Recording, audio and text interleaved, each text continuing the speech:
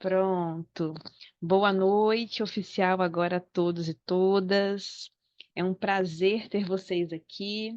Meu nome é Fernanda, eu sou psicóloga, sou terapeuta integrativa, sou sócia e mentora da Sociedade Brasileira de Enneagrama, e sou também responsável pelo projeto de educação dentro da Sociedade Brasileira de Enneagrama. Juntamente com a Raíssa, que está com as lives, eu conduzo as aulas dos mentores.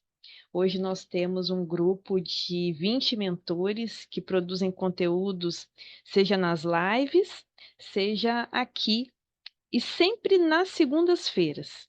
Então, a gente atua numa segunda-feira, é uma aula fechada no Zoom, e na outra segunda-feira é, é uma live via Instagram. Tudo fica gravado, a live fica gravada e fica no Instagram. Algumas têm ido para o YouTube e as aulas todas também depois vão para o YouTube. Então vamos começar de fato, né, gente? Deixa eu começar a partilhar aqui o slide para gente. Só um pouquinho, colocar no modo tela cheia.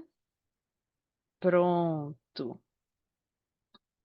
Bom, gente, hoje o nosso tema é enneagrama e ansiedade. E eu vou contar uma coisa para vocês. Esse era o tema da minha palestra no Congresso de Enneagrama do ano passado. No entanto, no dia do congresso, o meu slide não abriu de forma alguma durante a minha palestra. E no final, quando acabou a palestra, ele abriu normalmente. Ou seja, não era para ser utilizado. E eu acabei falando sobre um outro tema, fizemos um movimento presencial, enfim. Mas esse aqui é o tema do congresso do ano passado, que foi construído com muito amor, com muito carinho. E antes da gente começar de fato, vocês devem estar percebendo que aqui em cima tem um QR Code, né? A Sociedade Brasileira de Enneagrama, ela tem como um projeto, ela tem uma causa social de enneagramar o mundo com amor, com luz, com responsabilidade, utilizando o enneagrama como essa ferramenta mesmo de autoconhecimento, amorosidade, elevação da consciência.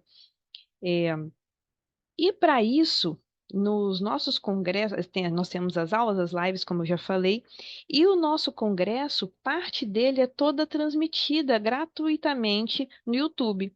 E vocês podem encontrar na íntegra nossas palestras do congresso do ano passado e do ano retrasado. E para isso a gente precisa angariar fundos. Então, quem sentir no coração de contribuir com essa causa, tem aqui esse QR Code. é, e quem quiser fazer algum tipo de doação sempre é bem-vindo, tá? Pode pedir também Pix para gente no nosso Instagram, enfim. Então vamos lá, gente, começando de fato. Vou me apresentar para vocês, tá? Só um pouquinho. Bom, meu nome é Fernanda da Silva, como eu já falei, sou psicóloga, sou terapeuta integrativa. Durante a minha caminhada profissional, eu aprendi a conectar ciência e saberes ancestrais. Estão vendo que tem muita coisa aqui, né? Mas o que eu mais quero falar para vocês não é sobre as minhas especializações e formações, porque tudo isso é, é uma construção de caminhada. Mas o que eu quero trazer para vocês é aqui. Para quem conhece o Enneagrama, no Enneagrama eu sou o tipo 6, eu sou o raio 6, né? Conhecido aí pelo medo e pela coragem. O medo, a coragem, a fé, a dúvida sempre fizeram parte da minha vida e, consequentemente, a ansiedade. Eu não sei se vocês vão ter idade suficiente, eu vi que alguns aqui são bem mais jovens, mas vocês lembram do gato guerreiro e do pacato? Lá do He-Man? Quando o He-Man, o pacato, aqui ele tá na versão, né, medroso, e ele ficava lá tremendo de medo, mas quando ele precisava agir, ele se tornava o gato guerreiro. É o mesmo gato. E como tipo 6 que carrega o medo e a coragem no coração, muitas vezes a gente tem esse movimento. E a ansiedade sempre fez parte da minha vida, então eu falo de um tema de não como alguém que vai trazer apenas teoria, mas de alguém que viveu na pele e vive. E vou poder trazer algumas ferramentas, técnicas de manejo para que a gente olhe ali de maneira assertiva, cuidadosa e possível. Mas contextualizar um pouquinho sobre por que falar de ansiedade. Vocês devem ter visto que nos últimos anos, o número o aumento da ansiedade, ele é visível, ele é notório, né? A Organização Mundial de Saúde tem apontado números expressivos de casos de ansiedade. E a gente se pergunta por quê, né? O nosso mundo hoje, ele tem N fatores que nos levam à ansiedade. Primeiro, ok, eu citei alguns, tá, gente? Primeiro, esse mundo superconectado. Antes a gente ia para cá. Gente, eu vou falar aqui, eu tenho 40 anos, faço 41 em breve. Então, muitas coisas eu falar no meu tempo, tá? No meu tempo, isso aqui, ó, um celular, a gente não tinha isso. A gente saía do trabalho, ia para casa e se desligava. Hoje, ter o celular, a gente fica conectado quase que 100% do nosso tempo de vigília, né, nosso tempo acordado, no celular. Então, a gente se cobra ter respostas rápidas. Para quem faz uso de rede social, tem N gatilhos aí de perfeição, de pertencimento. Então, as redes sociais e o uso demasiado das tecnologias tem aumentado nossa ansiedade. O mundo aí com a instabilidade com relação a guerras, uma instabilidade econômica. A gente vê N situações de fome. Tivemos agora nosso irmão Rio Grande do Sul, né? Tudo que aconteceu, catástrofes naturais. Tivemos aí a pandemia, Covid, que a gente ainda colhe N questões ligadas ao Covid, desemprego, medos diversos. Então, a sociedade ela tem muitos fatores que são, de fato, ansiogênicos e que interferem muito na gente. Falando um pouquinho do medo. Essa palestra, no começo, ela era assim, o nome dela original era Ansiedade e as 9 faces do medo, entendendo como o enneagrama pode contribuir para a saúde integral. Então, o medo aqui ele vai ser central na minha fala. Medo, gente, ele é uma emoção básica. Todo mundo sente medo. Inclusive, quando a gente estuda o enneagrama, a gente sabe que, pela via do medo fundamental, e daqui a pouco a gente vai falar do medo fundamental, todos os tipos vão ter um medo muito específico. O medo, como emoção básica, é, ele pode ser visto também como uma reação a um objeto que pode ser real ou imaginário, interno ou externo. E como reação ao medo, a gente pode ter a luta, a fuga, paralisia e congelamento. Tem outras, sim, mas a gente costuma direcionar para essas 4. Então, medo, não tem aquele que não sinta medo. Tem aquele que às vezes não percebe o medo e não percebe como esse medo se manifesta. Tá? É legal a gente. Quem assistiu Divertidamente? Quem não assistiu, eu recomendo. Tá saindo agora o 2, né? O 2 eu ainda não assisti. Mas ali mostra exatamente como que funcionam as emoções básicas, que são 5. E as emoções, elas não são positivas ou negativas. As emoções em si, elas são neutras. O que a gente faz com elas é que pode ter uma conotação positiva ou negativa. E, de maneira geral, nós somos analfabetos emocionais. A gente não aprendeu a lidar com as nossas emoções, a gente não aprendeu a reconhecer a emoção, expressar a emoção, e lidar com ela. Por isso que muitas vezes as pessoas entendem que o medo é algo que é negativo, mas não. Como emoção básica, o medo ele muitas vezes vem mostrar que tem algo a ser visto, assim como todas as emoções, e que por detrás do medo muitas vezes está a necessidade de proteção ou de observação de algum aspecto.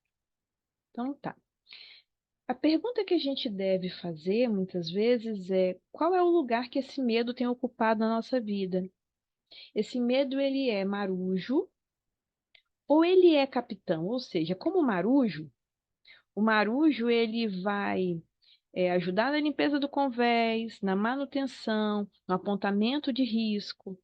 Então, quando o medo está no lugar auxiliar, ele é muito válido, ele é muito, posso dizer até rico para o nosso bem-estar. O medo, ele muitas vezes é necessário para o nosso bem-estar. Então, no lugar de marujo, ele vai ter uma contribuição muito positiva. Só que no lugar de capitão, esse medo já ganha uma outra proporção. No lugar de capitão, ele tende a governar a nossa vida e limitá-la. Ele tende a fazer com que a gente não vá além do que as nossas próprias travas mentais.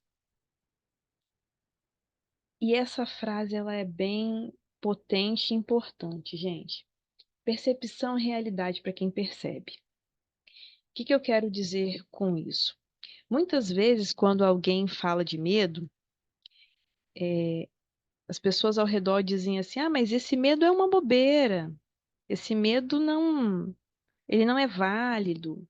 E, gente, percepção é realidade para quem percebe. Se a pessoa está trazendo aquilo como algo que a preocupa, é porque, de fato, para ela é uma dor. E a empatia fala desse acolhimento de dor. A empatia fala de entender que o outro traz como realidade é realidade para ele, mesmo que não seja para a gente. Mas para ajudá-lo de fato, é super importante que a gente entenda que essa realidade pode ser uma realidade para essa pessoa. Então tá, e a ansiedade nisso tudo, né, gente? Então tá, a ansiedade ela é uma resposta adaptativa a uma possível ameaça. E essa ameaça ela pode ser interna ou externa, real ou imaginária.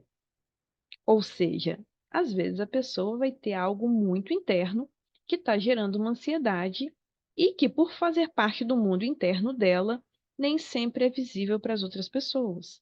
A ansiedade ela é sistêmica, multifatorial e singular. Ou seja, não dá para colocar pessoas em caixinhas. É, quando a gente encontra, quando chega para mim um paciente com um quadro de ansiedade, a gente olha para N fatores, desde como é o que ele tem comido, se pratica exercício, como que é o sono dele, quais são os medos dele. É um mar de coisas, não dá para. Cada um é muito único. Luta, fuga, congelamento, as mesmas estratégias do meio são tentativas aqui de defesa e de controlar essa experiência ansiosa. E quando a gente fala de ansiedade, nem sempre ela é patológica. Às vezes a pessoa lida com a ansiedade de uma maneira resiliente e funcional, ou seja, ela consegue administrar. Às vezes ela lida de uma maneira adaptada, mas com processos inconscientes. Ou às vezes ela lida de uma maneira limitante, que é quando a gente tem ali a ansiedade patológica.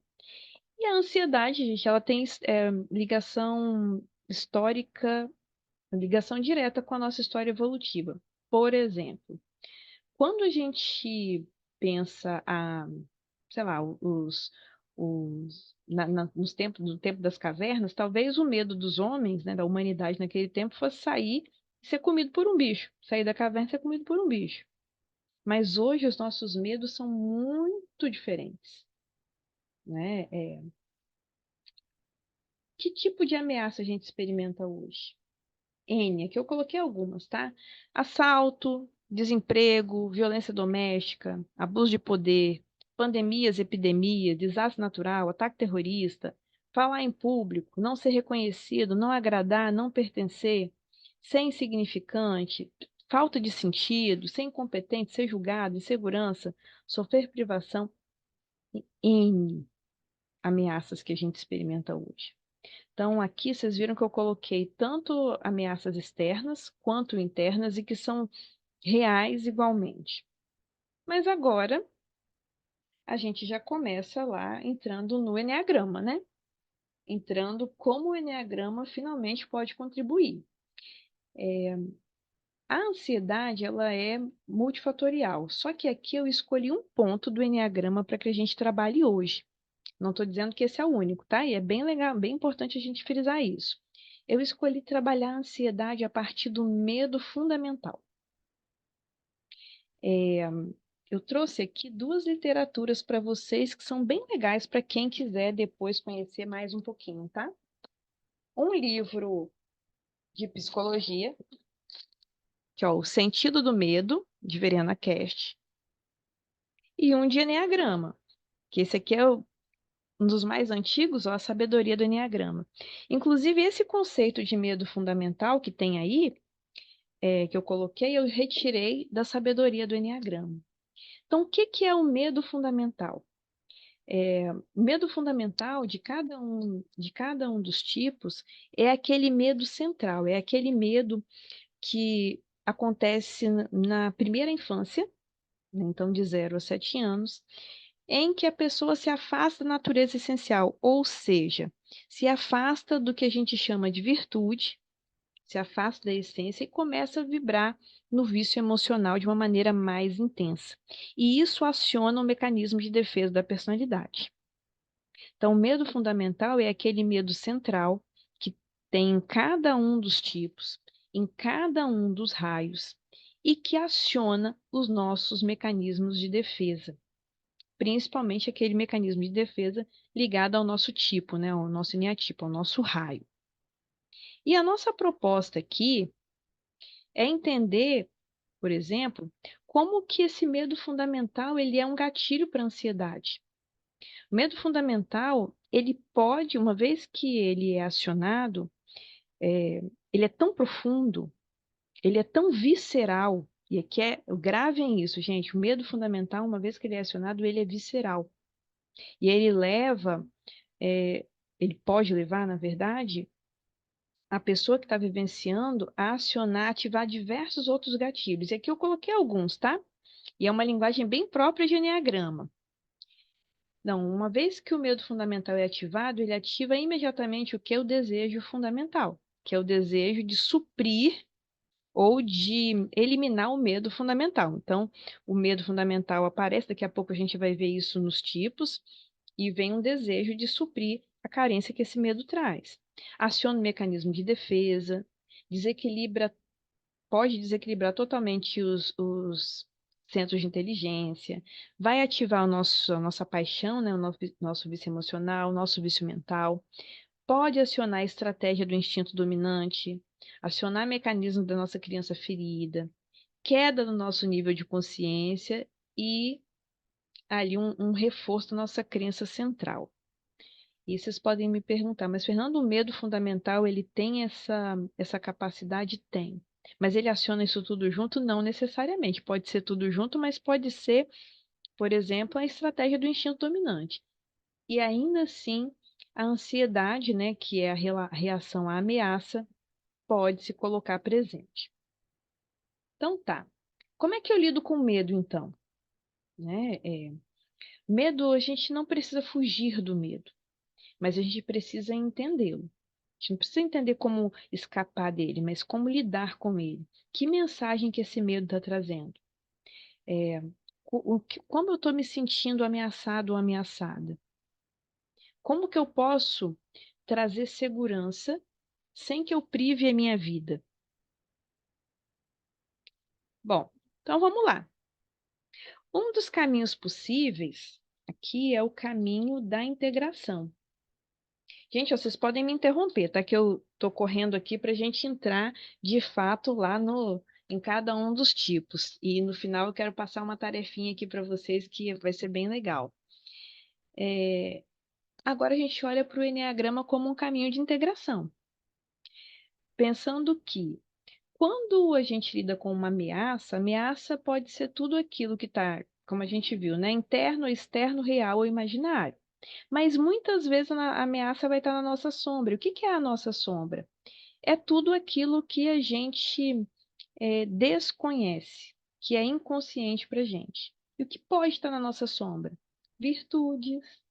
Tem virtudes que estão na sombra? Sim. Tem qualidades que estão na sombra? Sim. Potencialidades, limitações, vícios, tendências, crenças. Tudo isso pode, uma vez que aciona a nossa sombra, tende a disparar o nosso medo fundamental e nos colocar em gatilhos de ansiedade. Olhar para a nossa luz, mas principalmente fazer o caminho de integração, que é unir o que a gente verdadeiramente é unir nossas partes, encontrando aí um terceiro lugar. Uma vez que eu entendo a minha parte sombra e a minha parte luz, e consigo integrar em um lugar, porque somente o que a gente verdadeiramente a nossa inteireza, a nossa integralidade, nos traz realmente para um lugar de cura. E agora a gente começa, de fato, no enneagrama, olhando aí para cada um dos gatilhos, olhando para o medo fundamental, para os mecanismos inconscientes da infância e para o desejo fundamental, como que pode disparar os gatilhos de ansiedade. Gente, ó, esse aqui é o raio 8. E vocês vão perceber que todos os raios eu coloquei um nome muito específico, que é o nome que ressoa para o meu coração. Muitas vezes é um nome que vocês não necessariamente vão ver nos livros, mas é a forma como eu vejo. Eu tento olhar para cada um dos tipos, é, ancorando a parte luz, porque isso me ajuda depois a lidar com a parte sombra, tá? Pensando que a gente é tudo isso, encontrando ali um terceiro caminho. Quando a gente pensa no tipo 8, né, no raio 8, a mensagem inconsciente da infância é que ser vulnerável e confiar nos outros não é bom. Isso é a infância, lá na primeira infância, ser desenvolvido, de alguma forma isso é reforçado. Cada um dentro da sua experiência e lembrando lá que percepção é realidade para quem percebe. O medo fundamental do 8 é de ser traído e ser ferido. E isso é muito central para um 8. E dispara nele o desejo fundamental de se proteger. E a distorção desse desejo é o quê? Eu preciso ter uma atitude combativa, eu preciso me proteger, porque eu tenho medo de ser ferido, porque lá, quando, na minha primeira infância, ficou instaurada em mim a crença de que ser vulnerável e confiar nos outros não é bom. Então tá.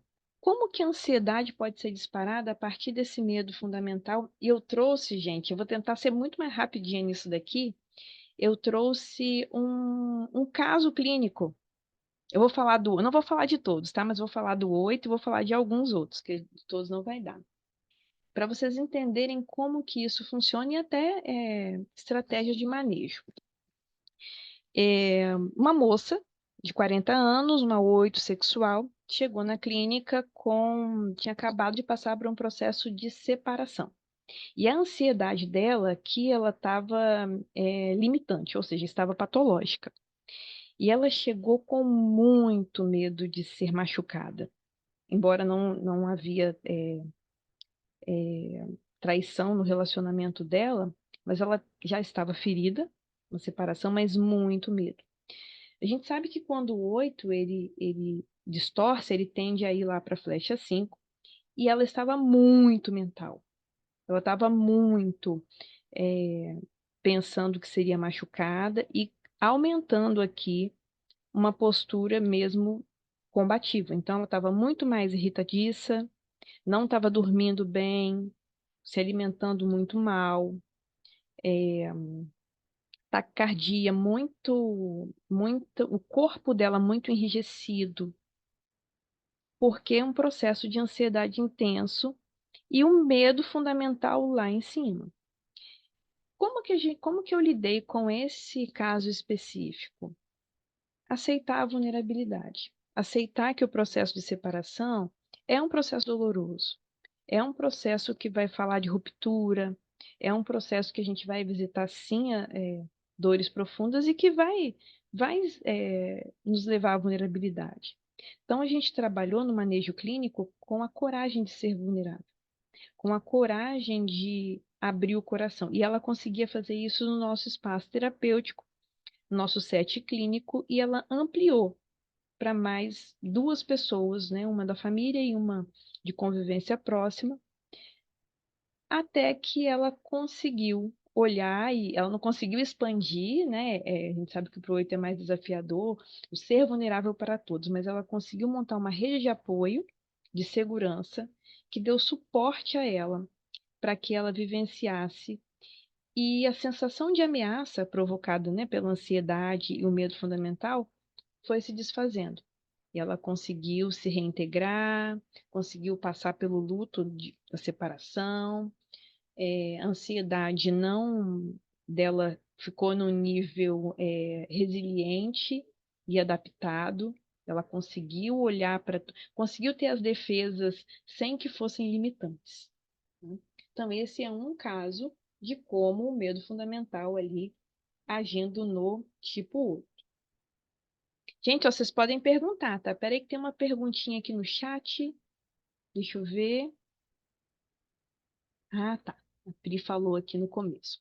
Mas vocês podem abrir o microfone, podem mandar perguntas no chat, tá? Então vamos lá. Tipo 9. Gigante. Vocês perceberam, gente, ó, que. Ai, meu Deus. As imagens colocadas aqui falam da coragem que está por detrás. Ó, a coragem de ser vulnerável, uma florzinha frágil nascendo entre rochas.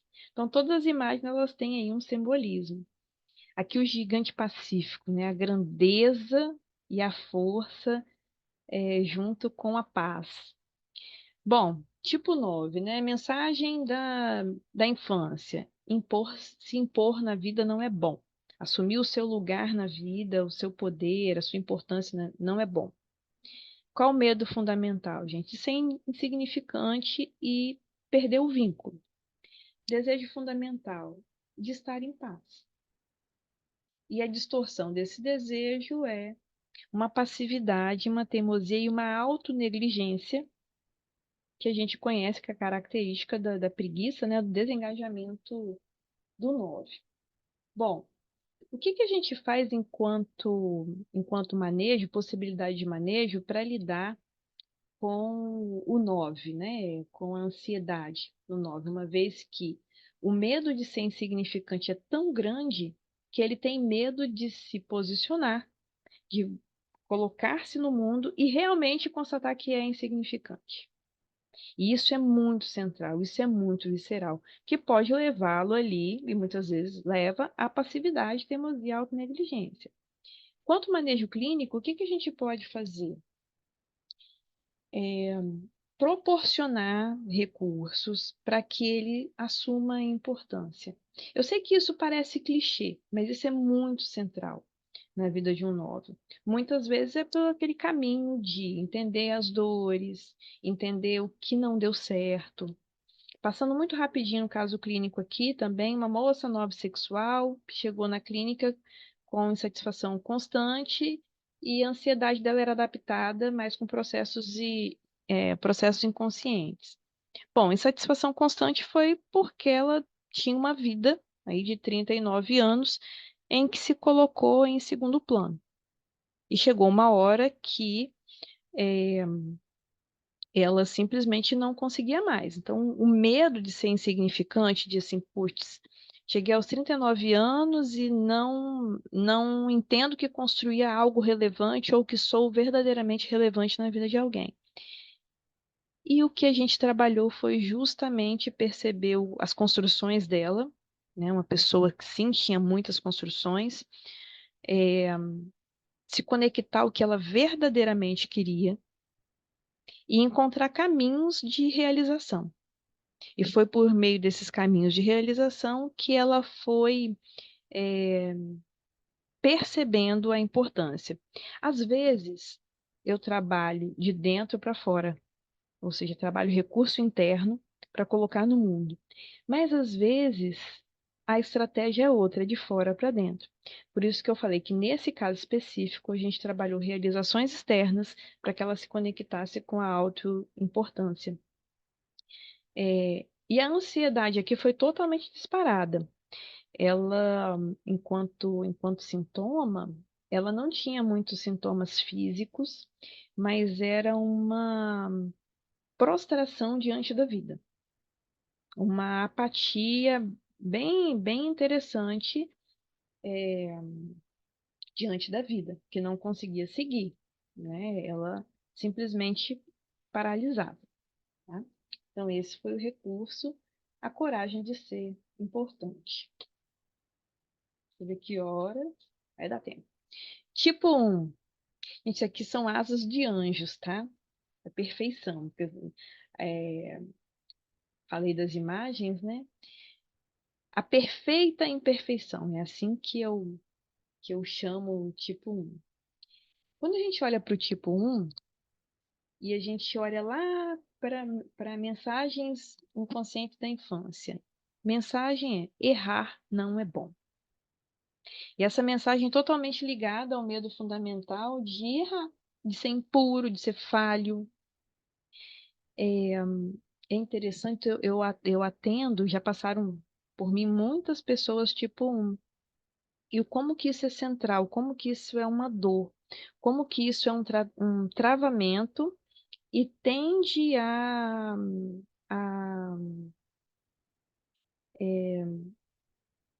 trazer muita dor física e emocional para a pessoa.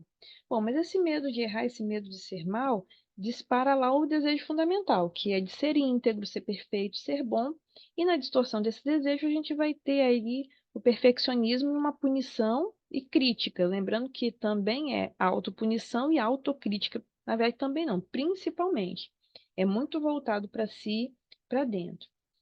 E o que que a gente faz? A coragem de ser imperfeito, de verdade, a coragem de entender que a perfeição ela se manifesta no fluir da vida, que essa perfeição ela se manifesta em aceitar as coisas como são, lembrando que sim, elas podem melhorar, mas não necessariamente elas precisam, não necessariamente é uma obrigação. Tentar trazer um pouco mais de leveza. Aqui, uma pessoa com 35 anos, tipo 1, autopreservação. E a dor era não dar conta de tudo, e aqui também era uma ansiedade patológica. A pessoa, é, esse não dar conta de tudo era muito ligado ao profissional. O quanto que tinha muitas coisas, muitas tarefas e queria fazer tudo muito, com muita perfeição. E uma perfeição realmente que não é humana. Querer fazer o melhor, gente, isso é saudável, isso é legal, mas uma, uma perfeição, às vezes, no nível não humano, isso é muito limitante. Então, muita ansiedade, porque, né, pensando que a autopreservação tem estratégia, estrutura é importante. Então, o trabalho faz parte aí de uma estrutura importante para a autopreservação. A gente vai ver ali o instinto ajudando o gatilho de ansiedade. Então, nesse caso, essa pessoa chegou muito tensa, muito fechada, com muito medo, medo de ser desligada do emprego, medo de não conseguir nenhum outro emprego, autocobrança gigantesca e cobrança com a equipe, e a ponto de não conseguir entregar mais, não conseguia ter as entregas. Aqui a gente tinha ansiedade, sintomas físicos muito graves até, a gente tinha crises aqui, e a gente trabalhou a humanidade, coragem de ser imperfeito, de se aceitar humana, integrando partes mesmo aqui. A gente trabalhou com exemplos, a gente trabalhou com o olhar para fora para poder ver o dentro. E essa coragem de ser imperfeito, ela veio como resgate da humanidade, para que a gente lidasse com Gente, eu falo muito a gente porque eu entendo que na terapia nós somos uma dupla. Eu e meu cliente, meu paciente, a gente é uma dupla e cada um dá ali a sua parte, né? Então, é como se fosse uma vidraça, né? Um limpa do lado de dentro, o outro limpa do lado de fora e cada um tem a sua responsabilidade. Por isso que eu vou falar a gente, porque eu acredito muito nos processos de trabalho em conjunto. Eu falo que eu tenho aí excelentes duplas, muitas duplas de vida com as quais eu aprendo muito. Bom, então, para o tipo 1, a coragem de ser imperfeito e de resgate da humanidade. Agora a gente entra nos emocionais, né? Vocês vão perceber que agora muda bastante não só o tipo, mas o foco de ansiedade ele também vai mudar. Tipo 2, né? Mensagem lá inconsciente da infância, de ter suas próprias necessidades não é bom, que vai degringolar lá no medo fundamental de não merecer ser amado. Não é só não ser amado, gente. É não merecer ser amado. E o desejo fundamental, obviamente, se bem que nada é tão óbvio assim, né? É de ser amado. E uma vez que ele busca ser amado, ele vai tentar ser necessário em todas as situações. E como a gente lida com isso? Vocês estão percebendo que tem a duplinha do medo com a coragem? Em todos? Todos têm uma duplinha, o medo com a coragem. Então, o medo de não merecer ser amado, a gente lida com a coragem de não agradar. A coragem de reconhecer as próprias necessidades, de cuidar de si. E sim, às vezes, quando a gente foca na gente, a gente não vai agradar.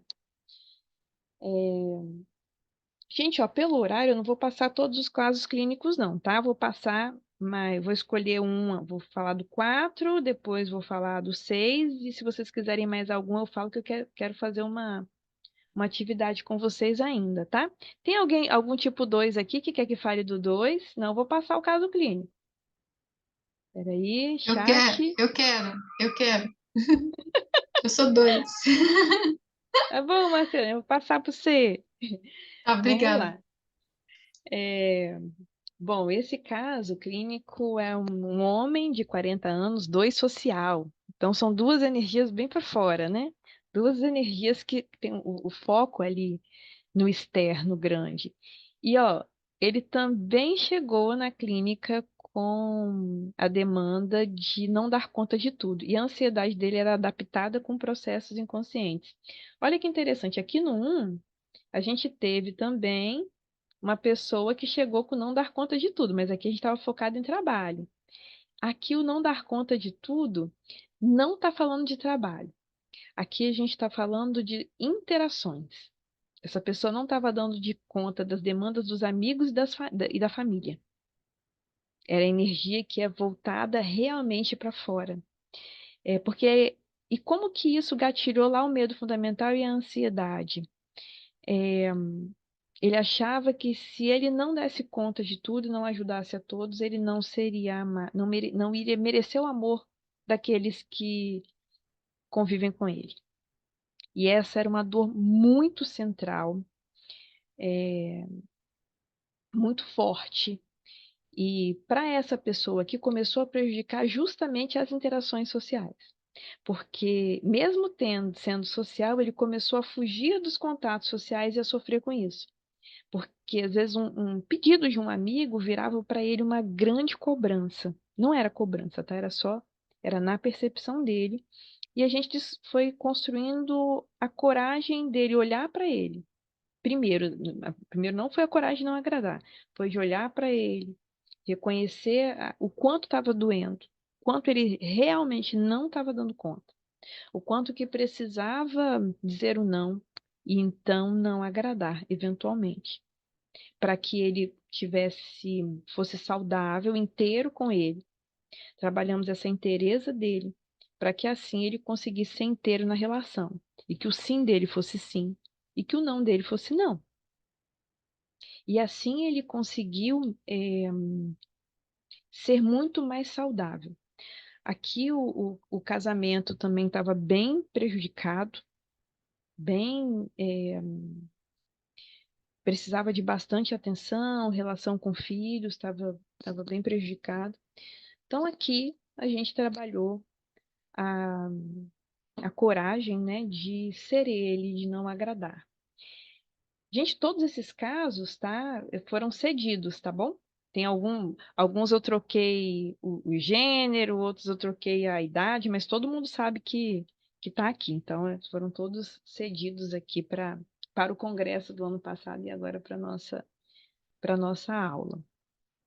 Marcelene, então aqui para o 2, o quanto que não merecer ser amado pode disparar a ansiedade.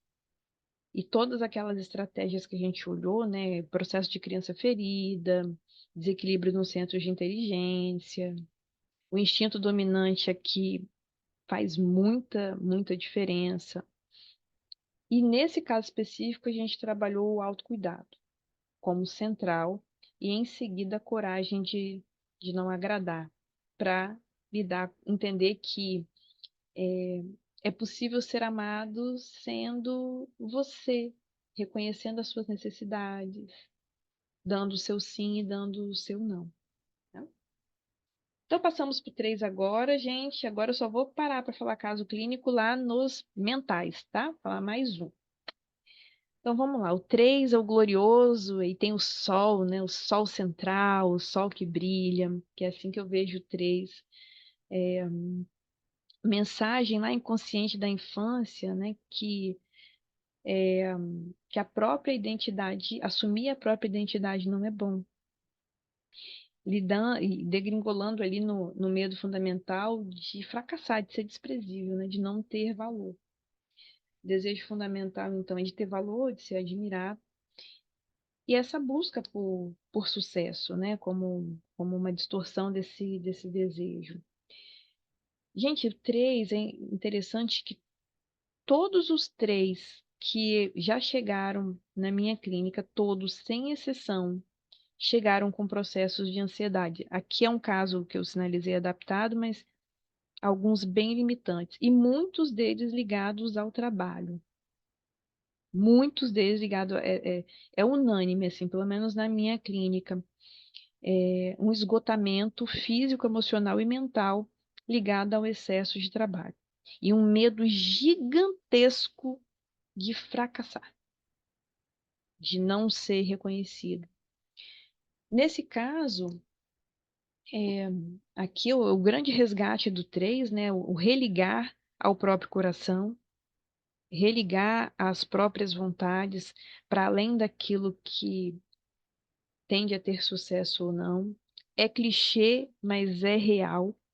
Quem estuda Enneagrama sabe que esse é um dos caminhos que a gente, desde do básico ao avançado, a gente passa pelo 3, mas é muito real e como a gente pode ver isso na vida, sabe? Para quem aqui é terapeuta, para quem é, é psicólogo ou para quem é 3 ou vibra na energia 3, que o convite também é que nós podemos acessar todos esses medos, sim, e de alguma forma, daqui a pouco a gente passa todos novamente, a gente acessa.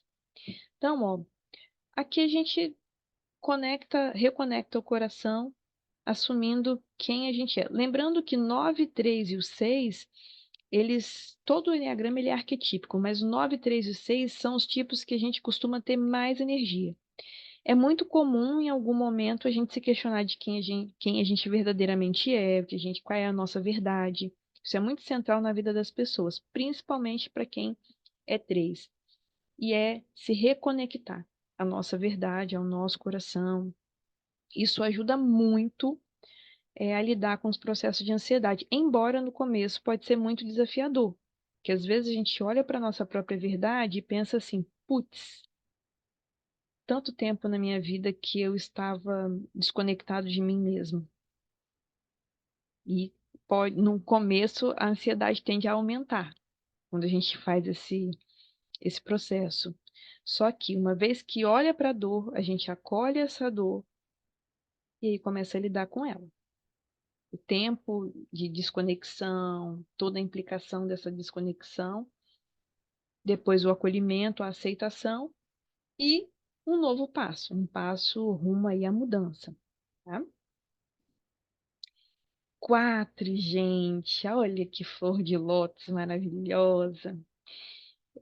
O 4, ele não tem como não falar de beleza, né, quando a gente olha para o 4. Quanto mensagem. Eu vi até Pri, até abriu a câmera ali, ó. Pri, tô te vendo. Olha que interessante. Olha a mensagem inconsciente na infância, gente, do tipo 4. Estar bem e feliz não é bom.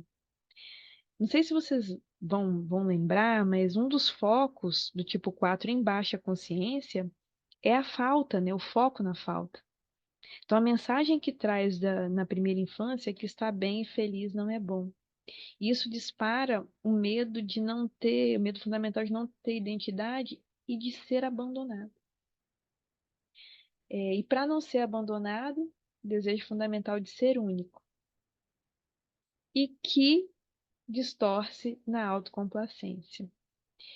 E o que a gente faz quando esse medo de ser abandonado, a gente é muito central, tá? Nos 4, que também já passaram pela minha clínica, o medo de ser abandonado, às vezes ele é inconsciente. Muitos já trazem como uma percepção, sabe?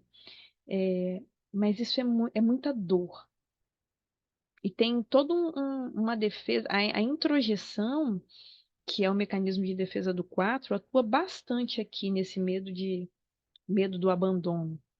Porque aí ele vai fazer o quê? Ó, se recolher em si.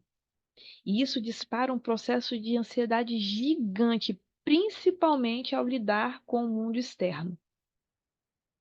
Então, aqui na minha experiência clínica, a ansiedade vem muito desse medo de ser abandonado e nesse contato com o mundo externo, ligado ali ao abandono. Uma vez que eu vou para o mundo externo, esse mundo externo pode não me acolher, então eu vou me isolar em mim e eu acabo fazendo o processo de autoabandono. Olha que paradoxal, né? E como é que a gente trabalha, então, né, o coração belo e singular do 4? A coragem de viver a beleza, de viver de fato, de sair um pouco de si, de experimentar o mundo, de colocar o pé no mundo, de experimentar estar fora do seu coração, levando o coração junto. A coragem de entender que a vida também pode ser boa e experienciar essa beleza. Não é só ver, mas é sentir na pele e no coração. Isso ajuda muito a trazer, a lidar com a ansiedade. Falar muito rapidamente aqui, eu falei que só ia falar do caso clínico, mas eu acho que isso aqui vai ajudar a entender. Pessoas de 38 anos, 4 sexual, num processo de separação. Então, o abandono aqui, e quem pediu a separação foi a outra pessoa. Então, chegou ansiedade limitante, muita dor. Aqui a pessoa já não estava trabalhando, já estava num caso quase num processo depressivo, tá? Então a gente trabalhou primeiro, tinha muita emoção, então trabalhamos a emoção, era muita raiva. Então, liberação de raiva aqui alguns bons meses, liberando a raiva e essa dor do abandono. Então, uma vez que a raiva e a tristeza, a gente conseguiu essa liberação, a gente começou a trabalhar o acolhimento, o autoacolhimento. E vimos como que o autoabandono, ele aconteceu no processo. Então, uma vez que a pessoa começou a se acolher, se reconectar com ela, abraçar-se, suas luzes, suas sombras e caminhar na vida novamente. Esse processo aqui, ele levou mais ou menos 1 ano e meio. Ele foi um processo de longo prazo. Essa pessoa também, além da terapia, ela tinha além da terapia comigo, eu tinha profissionais, né? Eu tive auxílio psiquiátrico, terapias integrativas, mas hoje a pessoa está super feliz, não precisa saberem, tá? Casada novamente, vivendo um relacionamento mais saudável da vida, mas foi um processo longo, mas de viver a beleza. E hoje vive, a vida deu um salto em todos os aspectos. Amoroso, financeiro, profissional. Então, uau, tá? Chegamos agora nos mentais. Vocês viram o tipo de dor que vai mudando? A dor lá dos corporais muito ligado ao mundo prático, aquela dor do coração. Agora vocês vão entender o mundo dos mentais, né? Tá?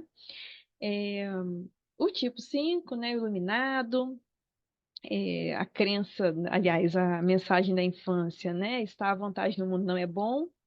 Medo gigante de ser invadido e de ser incompetente, ignorante, de não saber, que degringola no desejo de acumular conhecimento, de ser competente, e vai essa busca de especializações gigantescas, né?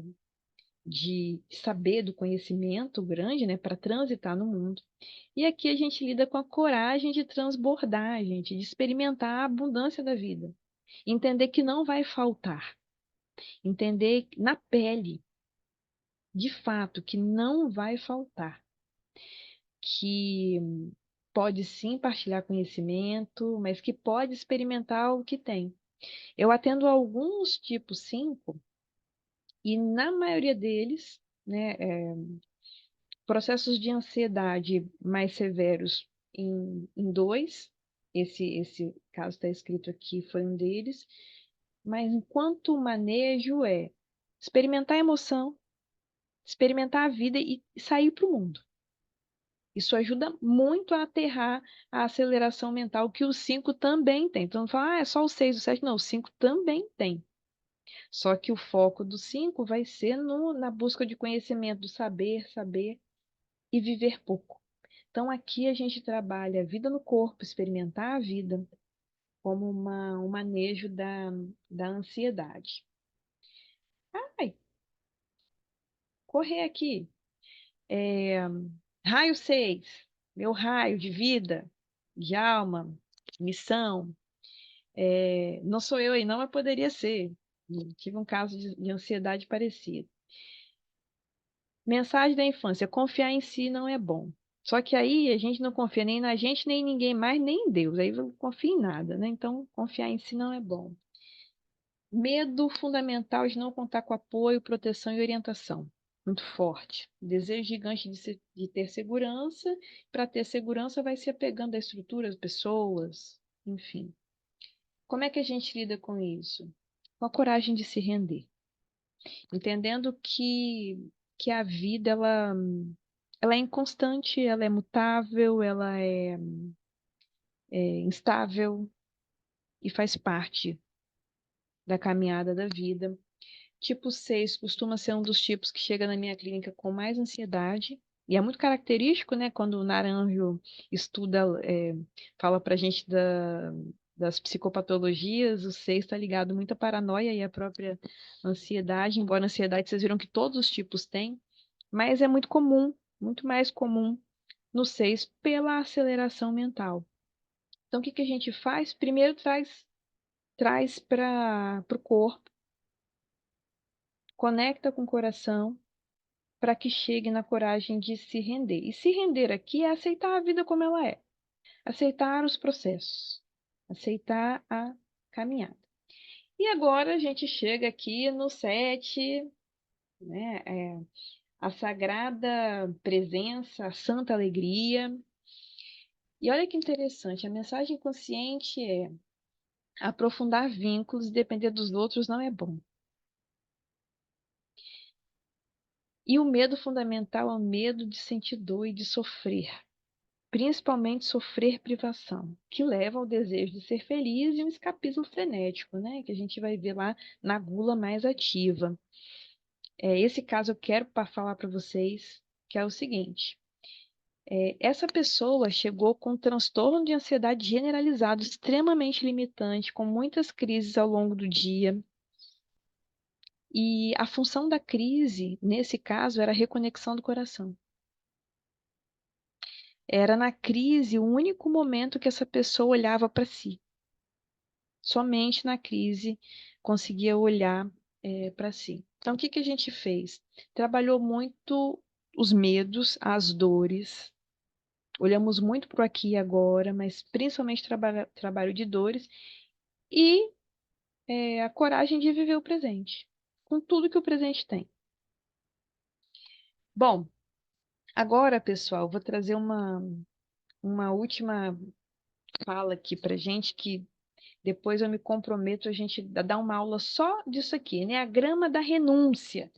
Tá aqui, ó, na Sabedoria do Eneagrama, lá num dos últimos capítulos, que fala o seguinte: não, esses pontos aqui não são pontos da mandala, não necessariamente vai ter ligação direta com os raios.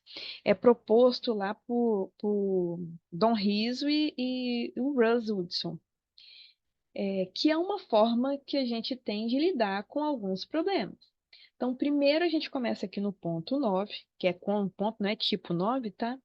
Exercitando a presença, respirando e olhando para aquilo que está, vou focar na ansiedade, tá? Para aquilo que está nos causando ansiedade.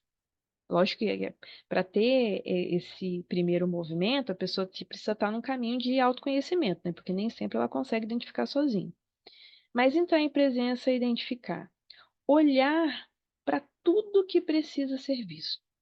Todos os afetos, todos os sentimentos, todas as sensações, todas as luzes e sombras. Dar nome ao que está sentindo, ao que está pensando, às sensações do corpo. Sentir. E esse sentir aqui vai falar de sentir a emoção mesmo, se sentir a dor, o que tiver que sentir. Manter a dor. Sustentar essa dor. E uma vez que a gente sustenta, a gente pode então relaxar. Relaxou, então a gente respira, reconecta com a gente, reenquadra a situação e volta ao estado de presença. Eu prometo que eu vou dar uma aula disso aqui que parece ser simples, tá lá no final, lá explica direitinho, mas é uma estratégia fantástica de dá para fazer uma jornada terapêutica só com o Enneagrama da renúncia, porque ajuda a gente a olhar para as nossas próprias questões. Então, queridos e queridas, pelo avançado da hora, de parar aqui de partilhar a tela, quero saber se vocês têm alguma dúvida.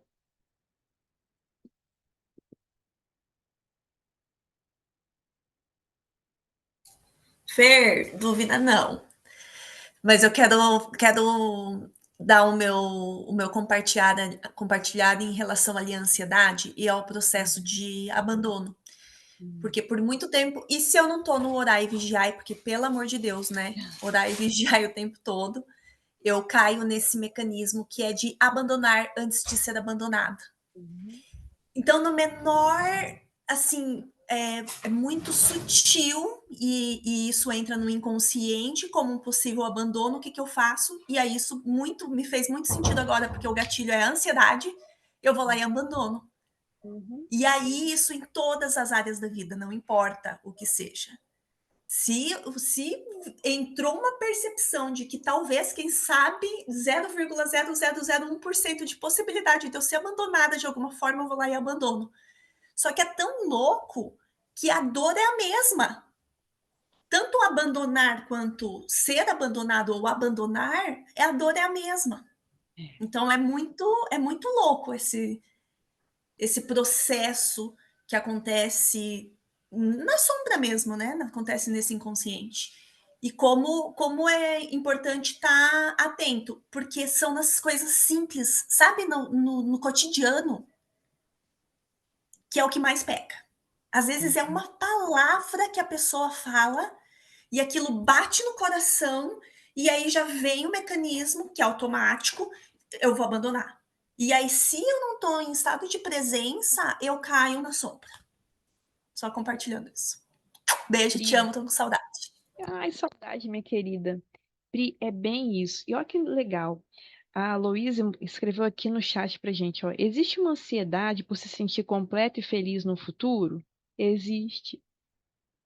Porque se o foco é na falta e o medo de abandono, é, estar feliz e pleno, lembra que a mensagem da infância é que eu não posso me sentir pleno e feliz? Sim. Cai direto lá no processo. Então, na verdade, eu tenho isso que ela diz, eu não sei se ela é tipo 4 da Priscila, mas Ela eu, é. eu vivi uma vida assim, é assim, né? Então, eu vivi uma, aliás, eu tenho muito isso de sair, de excluir, de alguma coisa errada, muito isso. E eu tenho muito isso de quando alguma coisa, sabe? Aí eu fico buscando aquela coisa. Quando eu tiver isso, quando eu for assim, quando eu fizer aquele curso, então, aí eu fico ansiosa, porque eu fico achando assim que quando eu tiver aquilo aí vai estar bom. Só que sempre aparecem outras no caminho. Sim, sim. Bem isso, Lu. Ó, vi aqui também, Andréia vai ficar gravado sim, vai para o YouTube. O Rafael colocou aqui, eu sou 6, mas parece que estou no 3. Sim, Rafa, em estresse, em ansiedade, nós vamos direto para a flecha 3. A dor do 3 ressoa muito com a dor do 6. Nosso caminho, aí, nossas asas, nossas flechas falam diretamente com a gente. Além das curas que a gente precisa fazer, curas e integrações, né? Porque nem tudo é curar, às vezes é apenas aceitar e integrar, mas as nossas curas e integrações que a gente tem aí nos 9 tipos, os 9 raios. Tá? Então, sim, queridos e queridas. Mais perguntas? Ah, o Rafael colocou para mim, estou direto lá, trabalhando demais.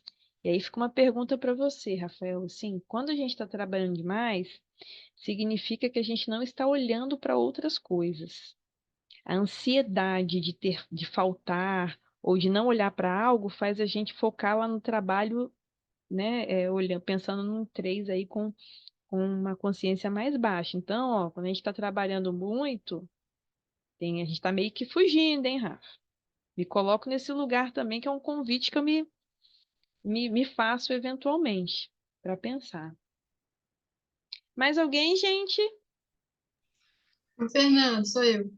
De tudo que me chamou atenção, tudo me chamou atenção, mas esse último exercício, esse último slide que você colocou aí da presença, do ver, do dizer, do sentir, né? Manter, relaxar. Hum? Nossa, isso aí é ótimo. A gente está querendo trabalhar em grupo, eu e a Heloísa. Vai ser legal trabalhar com isso aqui. É interessante. É penúltimo ou último capítulo do Sabedoria do Eneagrama. Eles explicam tudo. E vocês podem colocar o cheiro de vocês, sabe? É fácil e é muito potente. Gente, dá para fazer uma jornada de um dia inteiro É, somente eu com o achei, Eneagrama da renúncia. achei super E legal. tem uma frase, quer ver? Deixa eu partilhar aqui com vocês, que eu não coloquei porque não ia dar tempo e, na verdade, nem tá dando. Que, ó, o Uhum. Gurdjieff, ele fala o seguinte: a última coisa que os seres humanos renunciam é o próprio sofrimento. Uhum. Que a gente agarra na dor porque é um lugar de não é conforto, mas é um lugar conhecido. É, exatamente. Que legal. Uhum. É, podemos dizer, Bacana. não é bem, eu não diria legal, mas ok. Não, Fernanda, porque assim, quando a pessoa, por exemplo, Desespero, desespero. isso, exatamente. Porque assim, até quando a pessoa, o paciente fica bem, e a gente dá alta, depois ele ainda liga meio mal, parecendo que tinha que, é como se ele tivesse que fazer o luto, tivesse não, tem que fazer o luto do que veio de bom agora, né? Entendeu? Mas tem uma outra coisa também. Quando a gente vai dar alta, a gente precisa fazer o processo. Precisa, é legal fazer o processo, vou chamar aqui de desmame, né? A sessão de Aham, semanal passa para quinzenal, passa para uhum, mensal, uma vez a cada 2 sim, meses, para que ele entenda que ele pode sozinho, que ele desenvolveu autonomia, que o processo terapêutico ele traz essa autonomia, essa gestão emocional, né? é. Mas Mas muitas mesmo eu vezes fazendo, tem alguns casos que eles é, ainda voltam para querer, sei lá, mamar mais um pouquinho. na verdade a terapia, ela também hoje ela é vista como um estilo de vida. Por exemplo, eu faço terapia há mais de 10 anos ininterruptamente. Porque eu entendo Uhum, que terapia, no meu caso, é como ir para academia, assim, é uma manutenção, é um olhar. uhum, Então, hoje, eu tenho alguns dos meus clientes, pacientes amados que estão nessa fase, assim, que vêm que já tem total recurso, tem autonomia, mas que retornam por uma manutenção, por entenderem que é um autocuidado. Então, sim, tem uhum, esse olhar também, sabe? Eu tenho uhum, alguns pacientes que já estão de alta há algum tempo. Uhum. E que Mas não às vezes usam a terapia como muleta, né? Enfim. Aham.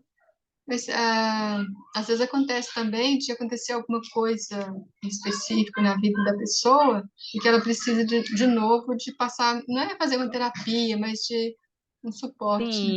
Sim, né? Perdas, Uhum. lutos, acontece, às vezes a É, pessoa precisa de suporte por mais um tempo. Bom, queridos sim. e queridas, já ultrapassamos aqui 10 minutos do nosso tempo. Sou muito grata pela presença de todos e de todas. A nossa aula vai ficar gravada, vai para o YouTube essa semana ainda. Ó, a Demar colocando um negocinho bonitinho ali, festinha. E até breve. Vou montar uma aula só de Eneagrama da Renúncia, prometo. Legal. Será interessante. Beijo, gente. Fiquem com Deus. Beijo. Tchau. Tchau.